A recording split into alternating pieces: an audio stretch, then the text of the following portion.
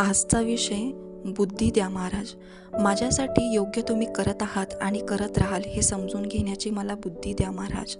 अशक्य ही शक्य म्हणजेच माझ्यासाठी जी गोष्ट तुम्हाला योग्य वाटते आणि ती सहजरीतीने मला तुम्ही देता हे समजून घेण्याची मला बुद्धी द्या महाराज. घडलेली प्रत्येक चांगली वाईट गोष्ट ही तुमच्याच कृपेने होत आहे आणि त्यातूनच मला काहीतरी शिकायचं आहे, मला घडायचं आहे हे समजून घेण्याची मला बुद्धी द्या महाराज.